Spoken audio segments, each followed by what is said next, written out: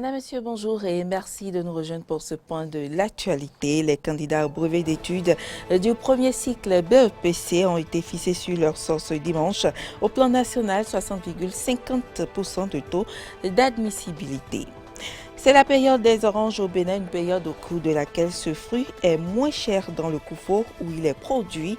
Une baisse de prix qui amène les femmes du marché des oranges de la commune de Koulekamé à souhaiter une redynamisation du secteur. On en parle dans ce journal.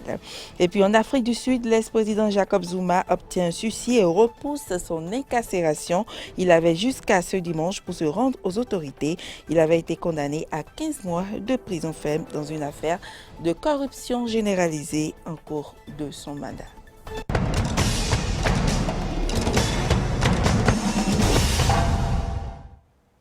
Bienvenue à toutes et à tous. Les résultats du brevet d'études du premier cycle BEPC ont été rendus publics ce dimanche 4 juin 2021. 60,50%, c'est le taux d'admissibilité au plan national. Au plan départemental, le plateau vient en tête avec 68,73%, suivi du Koufo avec 68,53%. Le Mono est troisième avec 65,17%. L'Ouémé vient en dernière position avec 53,67%.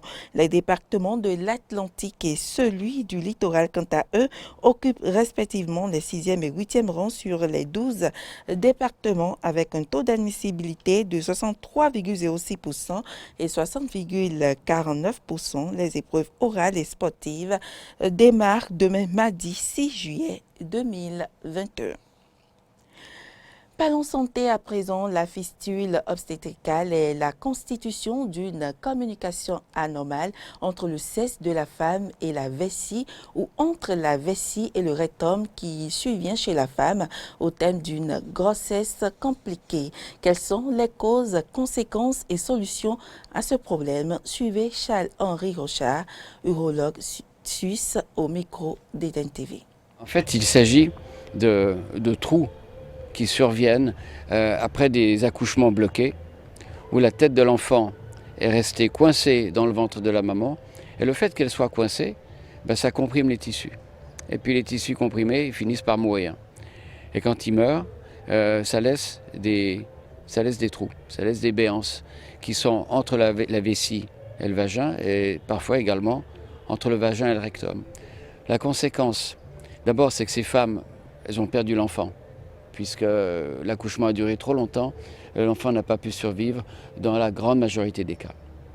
Ensuite, elle se retrouve avec des lésions, des déchirures effroyables qui entraînent des douleurs, des infections et surtout une fuite d'urine ou de sel constamment.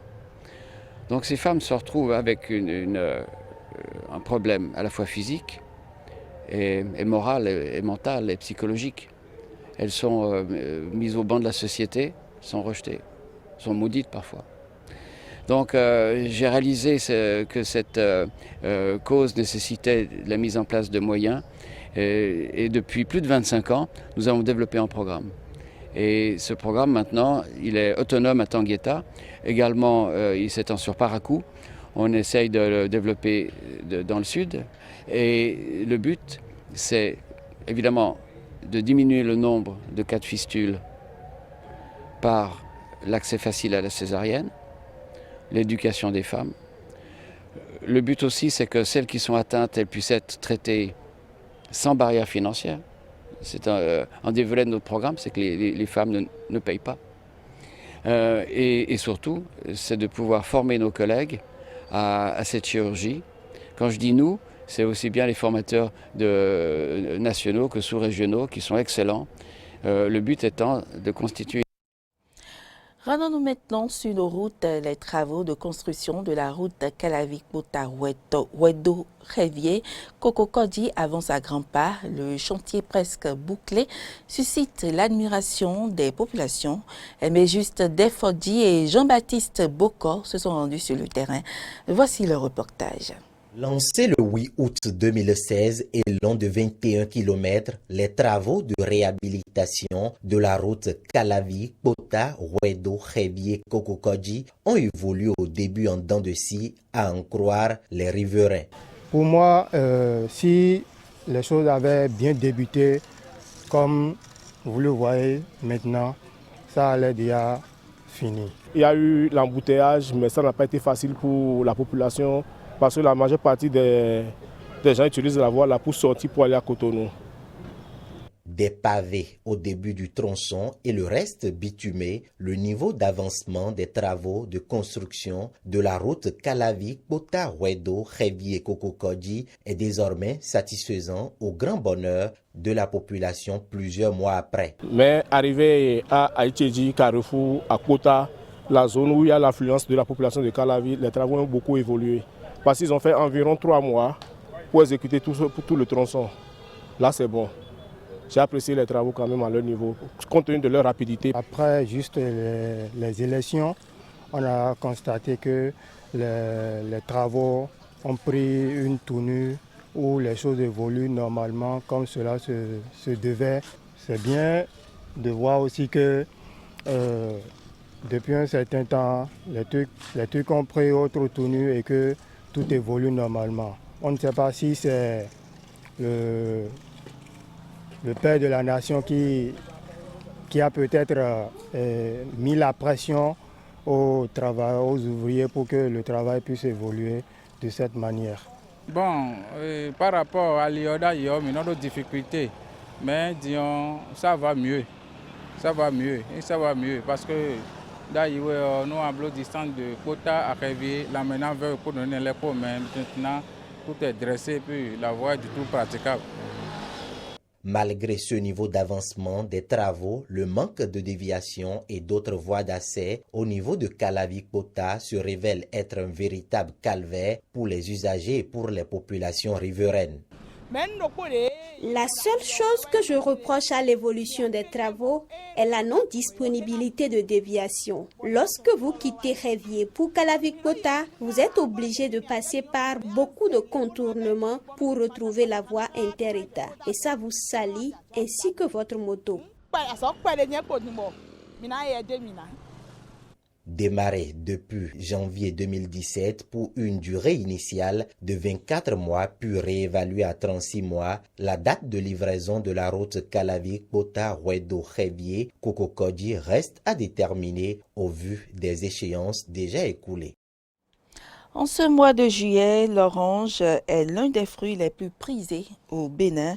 Il se produit en quantité mais s'écoule à vil prix pour cause de manque d'usines de transformation. Les femmes du marché de Koulékamé rencontrées par notre équipe de reportage appellent le gouvernement à une redynamisation du secteur. Koulékamé, l'une des grandes communes productrices d'oranges au Bénin. Nous sommes au mois de juillet et la saison bat son plein.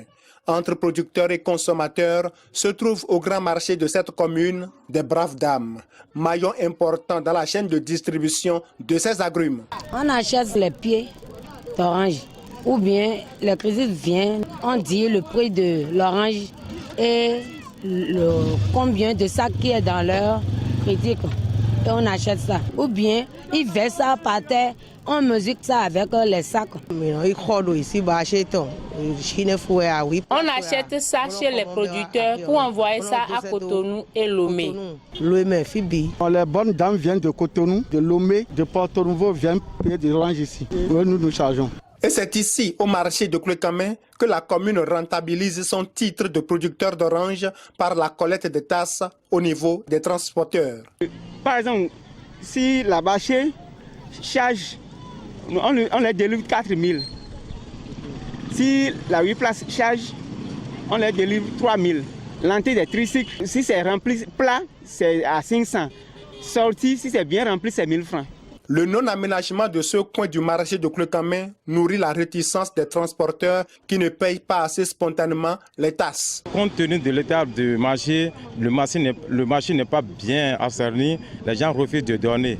Et parfois le maire, il vient souvent ici, il les sensibilise, il conseille les gens. Et compte tenu de ce que nous sommes en train de regrouper ici, c'est ça on va prendre pour aménager alors le marché. Ces transporteurs demandent au nouveau maire d'accélérer le projet d'aménagement de ce coin du marché pour le bonheur des usagers. Si à la pluie, les bonnes ne radoutent pas à vendre. Même les voitures là ne trouvent pas là où traverser la voie là pour continuer à Cotonou. Il y a de l'eau un peu partout dans le marché. Donc nous appelons les autorités à venir pour améliorer le marché, pour que les conditions de vie de nos populations soient un peu agréables. Vu l'accroissement de la production, selon cette commerçante d'orange à Clé-Camin, elle sollicite l'implantation d'une usine de production de jus d'orange pour mieux valoriser la filière. Actuellement, la quantité des oranges nous dépasse. Nous demandons aux autorités de nous amener une usine de jus d'orange pour résorber la production qui devient de plus en plus moins chère. Aider les producteurs d'oranges à mieux jouir des fruits de leur labeur, c'est l'un des défis à relever par les nouveaux élus communaux de Clé-Camin. L'actualité sur le continent à présent. En Afrique du Sud, l'ex-président Jacob Zuma obtient un sursis et repousse son incarcération. Il avait jusqu'à ce dimanche pour se rendre aux autorités. Il avait été condamné à 15 mois de prison ferme dans une affaire de corruption généralisée au cours de son mandat. Reportage. Une foule composée de supporters et ses avocats, soutien public et ruse juridique. Voilà peut-être ce qui protège encore Jacob Zuma. Depuis sa résidence de Nkandla, rénovée sous son mandat à coups d'argent public, l'ancien chef d'État a affirmé qu'il ne se constituerait pas prisonnier. M'envoyer en prison au plus fort d'une pandémie, à mon âge, revient à me condamner à mort. Je n'ai pas besoin d'aller en prison aujourd'hui parce que nous sommes en train de nous engager avec la Cour constitutionnelle. Mis en cause par une quarantaine de témoignages, Jacob Zuma a été condamné pour avoir refusé de s'expliquer dans le cadre d'enquêtes pour corruption d'État. Ce vendredi, les avocats de l'ex-président sud-africain invoquaient déjà une santé instable et des juges ayant outrepassé leurs droits pour demander l'annulation du verdict. Et même si la Cour constitutionnelle doit examiner ce recours le 12 juillet prochain, techniquement, l'ex-chef d'État devait tout de même se rendre aux autorités. Nous considérons que ce jugement est d'une grande importance pour notre démocratie constitutionnelle. Il défend l'état de droit dans notre pays. Il confirme la primauté de notre Constitution. Il réaffirme le principe que nous sommes tous égaux devant la loi. Loyaliste, Zoulou, ex-membre de l'ANC ou encore son fils, rassemblés devant sa villa depuis l'annonce du verdict, les supporters de l'ancien chef d'État lui manifestent tout leur soutien. Nous savons que ce n'est pas un programme sud-africain. C'est un plan occidental et nous ne le permettrons pas. Donc comme je le dis et comme je le maintiens en tant qu'Edouard Zuma, ils devront d'abord me tuer avant d'arrêter mon père. Face à cette foule de supporters qui en appellent à l'insurrection, l'ANC a envoyé une délégation dans la province pour appeler à un retour au calme. La présence policière a également été renforcée, des forces de l'ordre qui auront bien du mal à mettre la main sur celui qui a dirigé le pays de 2009 à 2018. Le président italien en visite d'État de 2 jours en France, il va rencontrer son homologue français ce lundi. Les deux chefs d'État aborderont différents dossiers, notamment les défis auxquels l'Union européenne doit faire face, comme la question de l'immigration, occasion pour les deux hommes d'État de sceller la réconciliation franco-italienne après des années de brouille. Amici come prima, l'amitié d'abord, un petit mot qu'avait glissé le président italien à Emmanuel Macron lors d'une visite en Italie fin 2019, après une longue période de troubles entre Paris et Rome. Malgré ces tensions, Sergio Mattarella est toujours resté l'interlocuteur privilégié du dirigeant français, considéré à l'Élysée comme le garant d'une relation bilatérale mise à rude épreuve. Alors que cela fait près de 10 ans qu'un président italien n'a pas été reçu à Paris, la venue de Sergio Mattarella en France vient clore ce chapitre tumultueux. Aujourd'hui commence la visite d'État en France du président de la République italienne, Sergio Mattarella. Un lien européen unique entre nos deux pays essentiel et encore sous-estimé. Nous signerons cette année un traité bilatéral pour sceller cette amitié. Si la crise diplomatique entre les deux pays a connu son paroxysme en 2019, tout démarre en fait en 2011 avec la crise financière et des raids français menés sur des entreprises italiennes. Puis s'ensuit l'intervention militaire en Libye et la chute de Kadhafi, dossier auquel s'ajouteront la crise migratoire à Lampedusa ou encore des tensions autour de la Joconde. Rome se sent lâchée par la France et isolée. Quand en 2018, le tandem Matteo Salvini et Luigi Di Maio arrive au pouvoir, l'aigreur diplomatique est à son paroxysme. Hypocrisie, arrogance, Matteo Salvini, ministre de l'Intérieur, s'attaque à Emmanuel Macron sur la politique migratoire. Au lieu de donner des leçons aux autres, j'inviterai l'hypocrite président français à rouvrir les frontières et accueillir les milliers de réfugiés qu'il avait promis de prendre. Macron veut des ports ouverts, il y a Marseille, il y a la Corse. Mais l'Italie ne sera jamais son camp de réfugiés. Les Italiens ne sont ni les serviteurs, ni les esclaves de personne, point. En février 2019, lorsque Luigi Di Maio, vice-premier ministre et chef de file du mouvement 5 étoiles, rencontre un groupe de gilets jaunes saluant le vent du changement, c'en est trop pour l'Élysée, qui rappelle à Paris son ambassadeur en Italie, une première depuis la Seconde Guerre mondiale. C'est au beau milieu de ces tensions que Serge Mattarella se démarque, rappelant la nécessité de préserver l'amitié avec la France. Alors que plus personne au gouvernement ni dans l'administration n'osait parler à la France, Sergio Mattarella était le seul à avoir gardé le lien avec Emmanuel Macron. Dans un panorama politique italien en perpétuel changement, Sergio Mattarella représente pour les Italiens comme pour l'Europe un point de stabilité qui rassure. Depuis un an, les relations franco-italiennes se sont adoucies. Un réchauffement favorisé par le caractère pro-européen du nouveau gouvernement transalpin. Le gouvernement de Mario Draghi en place, la France a retrouvé son vieil allié européen. En mai, à Bruxelles, les deux pays ont décidé d'entamer une coopération sur l'immigration. Et pour sceller ce retour à la normale, et même l'approfondir, Paris et Rome travaillent sur un nouvel accord, dit traité de Quirinal, qui sera au cœur des discussions entre les deux dirigeants ce lundi. Objectif, améliorer les relations entre les deux pays et offrir une alternative à l'amitié franco-allemande en Europe. Alors que l'Allemagne entrera bientôt dans un cycle électoral, le renforcement du rôle de l'Italie représente aussi une forme de passage de relais pour assurer la continuité européenne. Et puis le variant Delta continue de faire ravage. En Espagne, le taux de contamination à ce variant du coronavirus évolue de façon vertigineuse et inquiète les autorités. Et pourtant, la vie reprend peu à peu son cours après la levée du couvre-feu. Reportage. Ils sont nombreux à s'être rassemblés à Elborn ce samedi soir. Depuis la fin du couvre-feu le 9 mai dernier et l'assouplissement des restrictions, ce quartier tendance de Barcelone accueille chaque soir des centaines de personnes venues boire un verre ou faire la fête. Comme dans ce quartier, c'est toute la capitale catalane qui revit depuis plusieurs semaines. Un retour à la normale qui n'inquiète pas les Barcelonais et les touristes. Nous sommes tous à l'extérieur, nous nous tenons plus ou moins éloignés physiquement les uns des autres. Ce n'est pas comme si les gens se mélangeaient beaucoup entre les groupes. Je pense que d'une certaine manière, nous sommes relativement en sécurité, mais je ne suis pas un expert. Nous restons calmes, nous prenons les précautions nécessaires.